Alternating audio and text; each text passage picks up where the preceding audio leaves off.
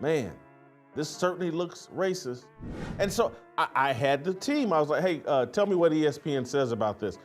The woman single-handedly carrying the WNBA to relevancy. I assume, I mean, are you kidding? Did her hand catch a cramp? Look at what her fingers and hands do. Picture two WNBA players on the court. One's the new superstar, Caitlin Clark. The other, Dijonai Carrington. Now imagine one attacking the other, and nobody seems to care. That's the scene Jason Whitlock is painting, and he's not happy about it. Let's break down why he thinks this is such a big deal. Before we move on, I'd like to ask you a small favor. If you appreciate this content, please take a second to like this video and subscribe to the channel. Over 98% of you watch the videos without subscribing. It costs you nothing, but it makes a huge difference to us. So, did you click the subscribe button? Great. Thank you so much. Now, back to the video. The most ridiculous thing that might happen is to argue with the most well-known player in the WNBA. The fact that it has gotten no attention at all. But pay attention. What if we, the league, the media, and even ourselves, are all attempting to convey a narrative through silence? Okay, let's analyze this. Rumor has it that WNBA player Caitlin Clark is stabbed in the eye while competing. Don't you think this should make the top page of the newspaper? Oh, please no. It seems as though it was lost from recollection. Whom? The articles in the news? Little insects? That group? Total lack of ability to transmit sound. It's weird, so Jason Whitlock isn't having any of it. Whitlock is not holding back when he speaks bluntly about the unsettling silence. He asserts that there is a double standard at play and that the problem goes beyond player safety. This is a situation involving politics, race, and the future of the WNBA. Remind yourself of that. If this had happened in the NBA, we would be watching tapes nonstop, Twitter would be ablaze, and someone would have probably already been suspended. However, in terms of the WNBA, nothing at all. Whitlock claims that this silence is not only unjust, but also harmful. This is when things become really interesting. Whitlock claims that more people are being harmed by this lack of reaction than only Caitlin Clark. The pain is being felt by the whole WNBA. Specifically, how? If the league is unable to stand up for its best player, what kind of message is being delivered to the fans? Regarding the other individuals involved, in relation to potential sponsors? But safety isn't the only factor to take into account. It all comes down to justice. Whitlock claimed that if the narrative had been told in reverse, it would be disorganized, and a white player was accused of poking a black player. He's posing the challenging argument that, despite our silence, there is a reality about the way we talk about race in athletics. For a moment, imagine yourself thinking, maybe they're just trying to avoid controversy. Whitlock, however, is not persuaded. He is saying that this silence is what is controversial. By failing to address the alleged eye poke, the WNBA is exacerbating the problem. Thus, why is there still no reply? Whitlock has a few theories. Fear of reprisals, excessive police enforcement. Rather than reporting the facts, the media prefers to tell stories. Whatever his reason, he has said that the silence can no longer be maintained. And so I foolishly assumed, play the video of Carrington nailing Caitlin Clark. As close as we'll probably ever get to Tanya Harding, Nancy Kerrigan all over again. Man, this certainly looks racist. And so I had the team. I was like, hey, tell me what ESPN says about this. The fact that this isn't confined to just one occurrence is the worst part. Whitlock claims that this silence is a sign of a bigger problem between the media and the WNBA. The crux of the issue is who gets to write the tale, who gets exposed, and who gets to stay out of trouble. Remind yourself of that. If the WNBA doesn't stand up for its biggest star, what does it indicate for the other players? For the fans? For the long-term survival of the league? Whitlock claims that if this quiet persists, it will be detrimental to the WNBA's growth and legitimacy. And there are other things on the line besides the WNBA. Whitlock claims that this absence of analysis reveals a deeper, systemic issue with the sports media. Who then gets to select the stories that are featured? Who decides which players are allowed to return and which are not? How sports journalism evolves in the coming years may depend on the responses to these important questions. Is it possible to resolve this? Whitlock is not just pointing out problems, he is demanding answers. In his opinion, the WNBA ought to address the incident and find a solution to ensure that such circumstances are handled differently going forward. Remember what we said about the need to level the playing field? Whitlock is merely following that idea's natural progression. His demands have the power to change the game's rules both on and off the field. He's not just a reformer, he has a plan that might upend the WNBA as a whole. What then is Whitlock's main suggestion? He's in favor of suspending Dijonai Carrington. Yes, it was true what you heard. Whitlock believes Carrington ought to miss at least the second game. But why is it the case? Making your argument is crucial. Whitlock said, what? Even though you don't like her, you won't ruin her because she is our meal ticket. In order to send a message to everyone in this league, Carrington ought to be suspended for at least the second game.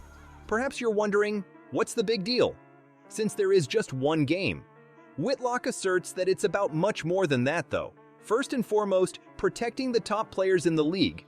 There is a stake in justice. It is, above all, a responsibility issue. But Whitlock has ideas for more than that. His new target is the WNBA's higher management, particularly Commissioner Kathy Engelbert. He seems to be saying that their silence is dangerous rather than merely depressing. Their silence is fostering a culture that is unsupportive of players like Clark. Not only Clark, but everyone in the league loses when it occurs. This is when things become really interesting. Whitlock wants equal protection for all players, no matter what race they are. He thinks that the WNBA needs to take the initiative to equalize the playing field. Everyone will be treated equally and impartially.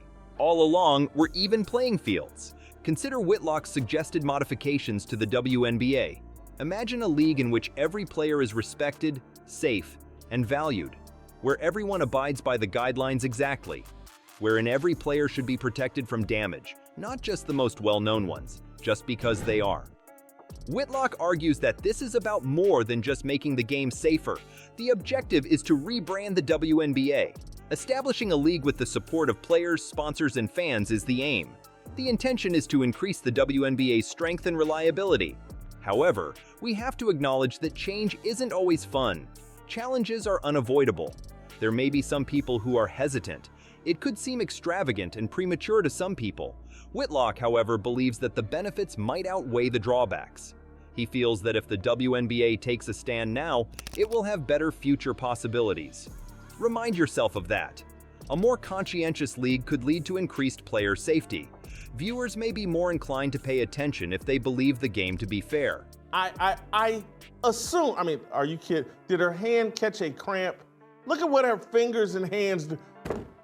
The woman single-handedly carrying the WNBA to relevancy.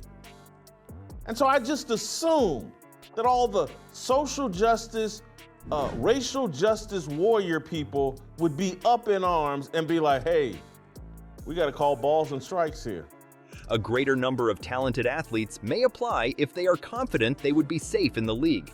All of those might lead to a more powerful and successful WNBA.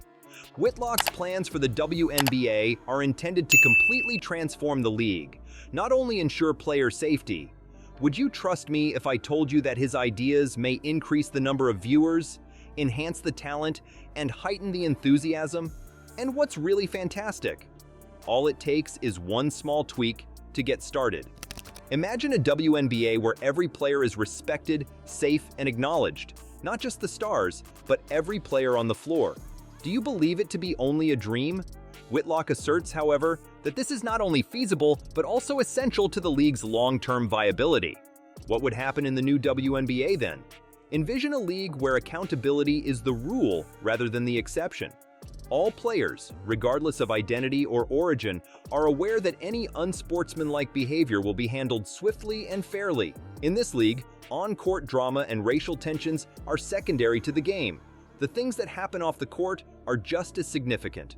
Whitlock's comprehensive scheme involves every employee of the league, including media and fans. His goal is to create a WNBA that is more transparent, interactive, and enjoyable. a league that directly engages in uncomfortable conversations rather than avoiding them. Sounds good, but how will this benefit the fans? One may wonder. What are your thoughts on this? There will be more viewers. When viewers believe that the competition will be fair and that all players will play by the same rules, they are more likely to switch on their televisions. Additionally, a more active viewership attracts more possible sponsors, making the league stronger. That's not all, though. A more diverse player base could be drawn to the WNBA by more fair and accountable play. Imagine the best female basketball players in the world competing for a slot in this newly redesigned league. We are talking about an overall improvement in play, since every game needs to be seen as an event that is required to be watched. The players' welfare needs to be taken into account as well. Whitlock believed that in a perfect world, incidents like the one with Caitlin Clark's eye poke would never occur, thus it wasn't sufficient to just handle it. They would feel more at ease playing knowing that the league places a high priority on player safety. But change isn't always simple. Challenges are unavoidable. Reluctantly, some could argue that things are fine the way they are. Making waves may be intimidating to some people. Changing the entire sports culture? Hurry up! That is a significant task. The media is one of the biggest obstacles. Whitlock observes that certain stories appear to receive more coverage than others in the current media landscape. Changing that? It will need a lot of persistence in addition to time and effort. The question of how to implement these reforms must then be addressed. Would you suggest starting with a less complicated assignment and working your way up to a larger one? Is a complete makeover more your thing? Whitlock is demanding action, but reaching a consensus might be challenging. Lastly, it's important to remember the athletes involved. While some may welcome these changes, others could feel apprehensive about the possibility of more supervision or accountability. The league's executives need to be adept at navigating these disparate points of view. Here's the thing, though. In Whitlock's opinion, the benefits might outweigh the drawbacks by a wide margin. If the WNBA addresses these issues head-on, he believes it might spark a comeback for women's basketball. This league is not only well-liked but also highly respected. When it comes to honesty and good sportsmanship, this league is the best.